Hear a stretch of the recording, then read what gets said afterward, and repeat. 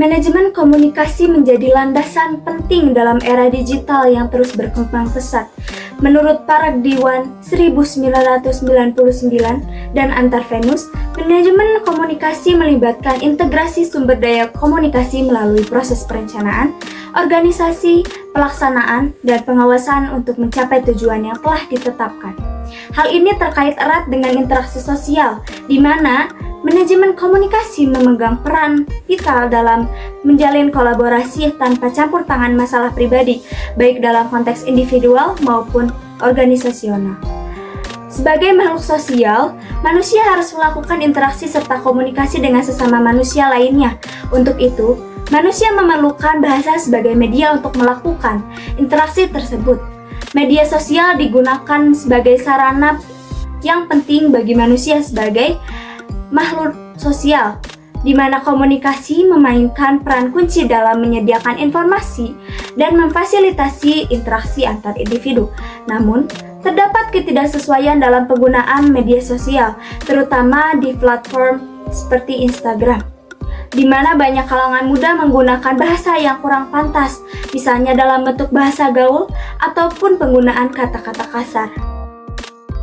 Pentingnya keterampilan manajemen komunikasi sebagai kemampuan yang bisa dipelajari menegaskan perlunya belajar cara berkomunikasi efektif untuk membangun kredibilitas sebagai komunikator yang andal. Terwujudnya pola komunikasi yang baik dan benar akan mengakibatkan terbangunnya suatu hubungan yang humanis di antara penutur dan lawan bicara dengan memperhatikan variabel-variabel lain yang memaksa kita untuk memilih salah satu bahasa. Ada faktor-faktor tertentu yang mempengaruhi penggunaan ataupun pemilihan bahasa, misalnya adalah topik, lawan bicara, dan konteks sosial serta lokasi pembicaraan. Perhatian besar terhadap pembinaan bahasa Indonesia terutama di era digital yang berbeda secara signifikan dengan era sebelumnya, terlihat upaya nyata dalam mengembangkan cara yang lebih efektif dan relevan. Sebagai contoh, melalui penerbitan brosur seperti Lembaga Komunikasi dan Kebudayaan berupaya meningkatkan kesadaran akan norma-norma kebahasaan yang benar dan baik di masyarakat. Namun, kendati upaya pembinaan bahasa Indonesia terus berkembang dengan memanfaatkan media sosial dan infografis, terlihat kekosongan dalam penelitian khusus yang mengeksplorasi peran media sosial sebagai alat pembinaan bahasa Indonesia di era digital. Teknologi dalam era digital beragam manfaat dan pengaruh bagi masyarakat luas, terutama dalam hal bahasa. Perkembangan teknologi komunikasi di era digital sangat mempengaruhi aktivitas dalam setiap media. Untuk melaksanakan aktivitas tersebut, maka bahasa dibutuhkan. Bahasa sendiri memiliki fungsi sebagai alat untuk mengungkapkan perasaan atau mengekspresikan diri. Bahasa menjadi alat komunikasi yang penting dalam kantor. Menurut Prajudi Atmo Sudirjo, kantor adalah unit organisasi terdiri atas tempat, staf personel, dan operasi ketatausahaan guna membantu pimpinan. Dari pengertian tersebut dapat diketahui bahwa dalam mendukung efektivitas kantor dibutuhkan penggunaan bahasa yang terkelola dengan baik, terutama bahasa Indonesia. Era digital dan bahasa berkaitan erat seiring semakin berkembangnya teknologi, maka pemahaman penggunaan bahasa dapat lebih mudah. Penelitian ini bertujuan untuk mengetahui strategi manajemen berbahasa Indonesia untuk meningkatkan minat generasi milenial dan generasi Z. Metode penelitian. Metode penelitian yang kelompok kami gunakan yaitu metode kualitatif. Dalam artikel ilmiah, metode kualitatif merupakan metode di mana data diakumulasi berupa kata-kata. Penelitian kualitatif lebih memperhatikan proses, peristiwa, dan autentisitas dibandingkan dengan metode kuantitatif. Metode pengumpulan data yang kita gunakan yaitu melalui teknik wawancara dengan mewawancarai 3 pegawai kantoran yang bekerja di sebuah kantor keuangan yang berafiliasi dengan sebuah universitas. Dalam proses penelitian, terdapat 3 teknik yang digunakan. Yang pertama yaitu wawancara, observasi, dan dokumentasi. Setelah data terkumpul, langkah selanjutnya yaitu menganalisis data dan juga dilakukan reduksi data, penyajian data, dan juga penarikan kesimpulan.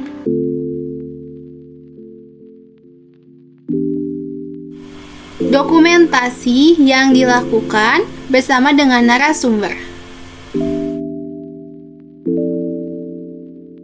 Di era digital ini, teknologi telah memudahkan akses masyarakat dalam berbelanja, khususnya berbelanja secara online. Kehadiran teknologi membuat konsumen dapat memperoleh barang atau layanan hanya dengan menggunakan satu sentuhan pada perangkat mereka. Beberapa contoh teknologi yang memudahkan berbelanja antara lain aplikasi belanja online, pembayaran digital, dan sistem pembayaran tanpa kontak. Kemudahan tersebut dapat mempengaruhi perilaku konsumtif masyarakat. Salah satu kunci untuk menjangkau Gen Z dan milenial di era digital adalah dengan memahami tren terbaru dan membangun konten pemasaran yang selaras dengan platform favorit mereka, seperti Instagram, TikTok, dan Twitter. Generasi ini aktif dan selalu terhubung dengan media sosial, menjadikannya sumber informasi dan tren yang penting. Hal ini perlu dilakukan untuk menjangkau Gen Z dan milenial di era digital ini. Salah satu perusahaan jasa perbankan di Indonesia membagi strateginya menjadi dua aspek utama, yaitu konten yang disesuaikan dengan tren terkini di media sosial dan penggunaan bahasa Indonesia yang baik dan sesuai dengan EYD.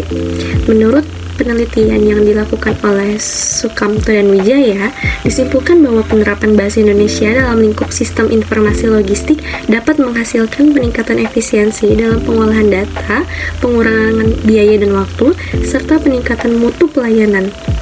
Hasil penelitian ini dapat menjadi sebuah alasan bagi perusahaan untuk lebih mempertimbangkan penggunaan bahasa Indonesia dalam berbagai konteks, termasuk dalam sistem informasi yang digunakan.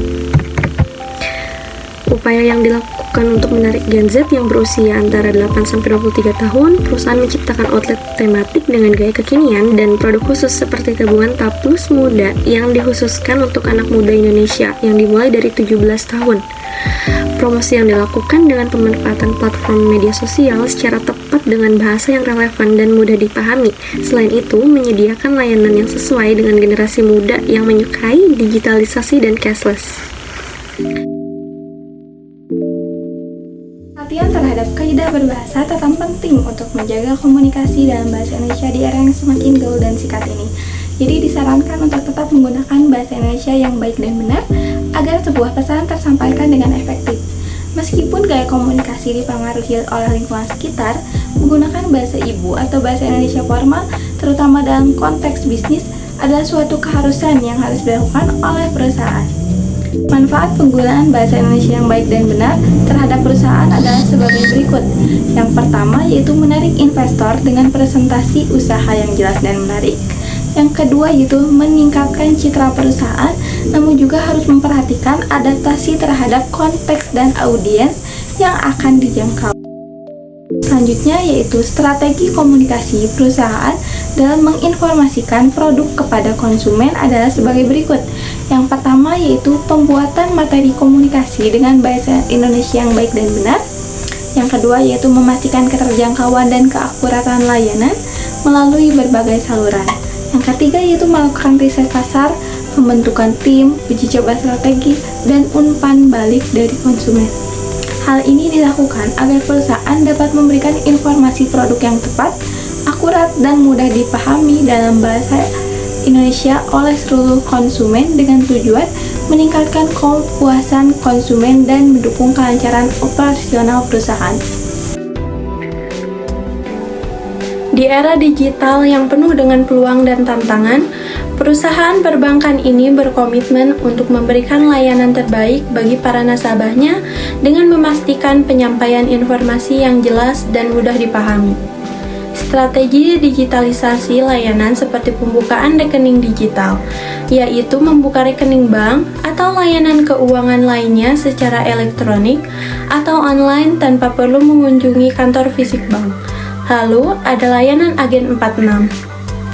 Layanan ini menyediakan perbankan seperti pembukaan rekening, setoran, penarikan tunai, transfer, pembayaran tagihan, dan layanan perbankan lainnya di tempat-tempat tertentu di luar kantor cabang bank.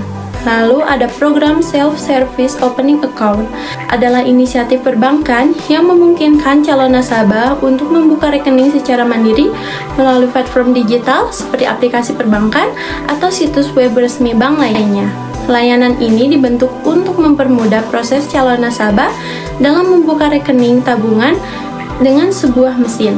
Layanan ini ditangani oleh mesin secara cepat dan menyeluruh sehingga ketika selesai membuka rekening, nasabah dapat langsung menggunakan kartu debit secara normal layaknya membuka tabungan di outlet konvensional. Program ini ditunjukkan kepada orang-orang yang ingin menghemat waktu dan beradaptasi dengan dunia digital. Penggunaan bahasa Indonesia yang efektif dan tepat sangat penting dalam dunia bisnis yang kompetitif. Hal ini dibuktikan oleh perusahaan perbankan ini, yaitu dengan memahami pentingnya penggunaan bahasa Indonesia yang baik dan tepat dalam berbagai aspek komunikasi untuk mencapai tujuan bisnis. Dengan memahami kebutuhan konsumen melalui riset mendalam, perusahaan dapat merancang strategi komunikasi yang tepat menggunakan bahasa formal yang mudah dipahami. Penerapan strategi komunikasi yang efektif ini membantu perusahaan dalam memperluas mangsa pasar, meningkatkan loyalitas pelanggan, serta meminimalisir kesalahpahaman dan potensi konflik. Dengan demikian, penggunaan bahasa Indonesia yang sesuai ejaan yang disempurnakan atau EYD dalam komunikasi bisnis merupakan investasi penting bagi perusahaan untuk meraih kesuksesan di Indonesia dengan pangsa pasar yang kompetitif ini. Nah, teman-teman, dari hasil dan pembahasan dapat disimpulkan bahwa salah satu perusahaan jasa perbankan di Indonesia telah mengakui dan juga memahami mengenai pentingnya kesadaran dalam menyesuaikan diri di era digital. Penggunaan bahasa Indonesia yang baik dan strategi digitalisasi layanan memberikan kontribusi positif bagi perusahaan dan juga nasabahnya. Kaidah berbahasa Indonesia yang baik tidak hanya mendukung komunikasi yang jelas dan juga menarik, tetapi juga merupakan investasi penting bagi perusahaan di pasar yang kompetitif. Dengan komitmen yang kuat, perusahaan dapat terus berkembang dan memberikan layanan terbaik sambil menjaga hubungan yang baik dengan masyarakat, nasabah, dan juga lingkungan sekitar.